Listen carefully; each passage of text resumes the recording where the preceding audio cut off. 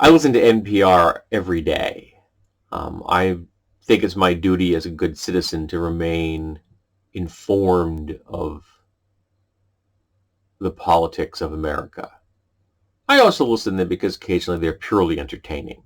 But for the most part, when I'm going to and from work, the topics they're normally covering are the news themselves. Very, very topical stuff. The things that are happening at that minute or have happened that day. And it's bad for my blood pressure, but I try to listen to some of the pundits and politicians coming from the GOP. I can't often succeed. I can't listen to the shit given at all. I refuse to listen to his voice. I don't want to see his picture. He's infuriating on a level that is visceral. That's almost right down there to my brain stem. But I make a go at trying to listen to the rest. And it's amazing to listen to them before I have to switch over to the classical channel and listen to something that's sane. What a warped view of the universe they possess. Because in the eyes of the GOP, the Democratic Party are socialists. And that's downright fucking baffling. Because there are a handful, literally a handful, maybe two handfuls of Democrats in the entire U.S. Congress, which could be construed as being progressive, that might actually self-identify as some form of democratic socialist. But the rest of them? They're center-right corporatists. They are, by a international scale, moderate Republicans. Seriously. If you were to look at the liberal Republicans that did exist at one time in America, there were liberal Republicans at one time. That's what the Democratic Party has become. They are moderately liberal Republicans. You know the folks that say that they're socially liberal, but they're fiscally conservative? Not realizing either at all or lying to you and themselves that fiscal conservatism is just another branch of discrimination. Capitalism, as it's practiced in America, is a branch of racism and discrimination. It is inherently unequal. And that inequality lands far harder on those that aren't Caucasian. But the Democrats in the U.S. Congress are not socialists. Only in the fever dreams of the GOP is that true. And out of that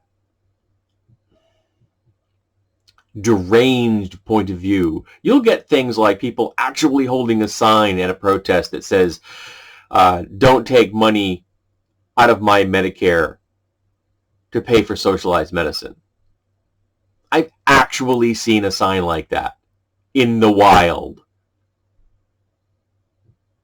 Yeah. How do you fight that? How do you get through to someone that is that pig ignorant? That has been bullshitted to the point where they can't see what's right in front of them.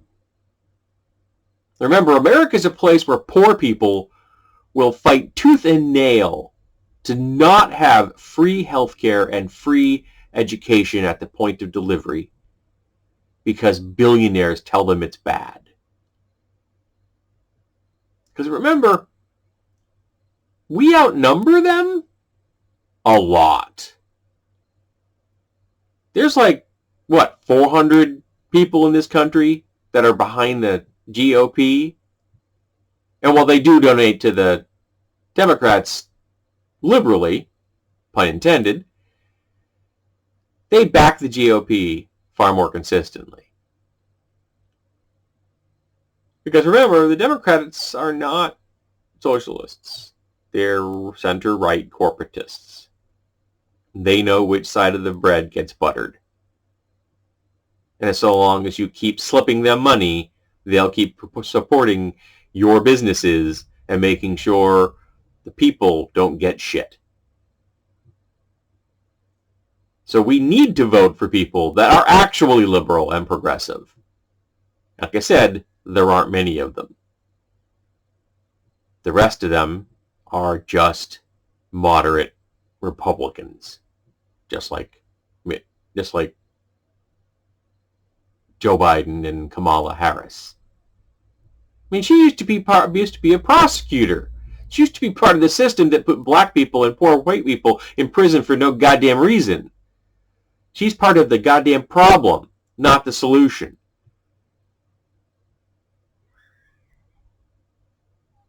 But when the GOP says things that the Congress, Democratic congressmen are socialists or this radical left agenda. Yes, the radical left agenda that people should have housing and food and health care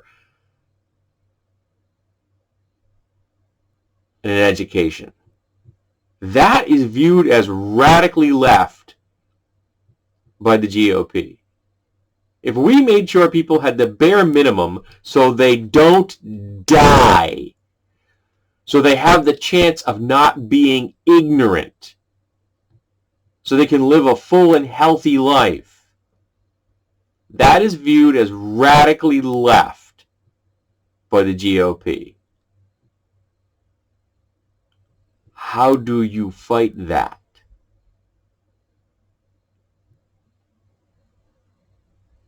And I would like to know how much those pundits get paid to stand before the American people and tell them black is white, up is down. And we've always been at war with East Asia.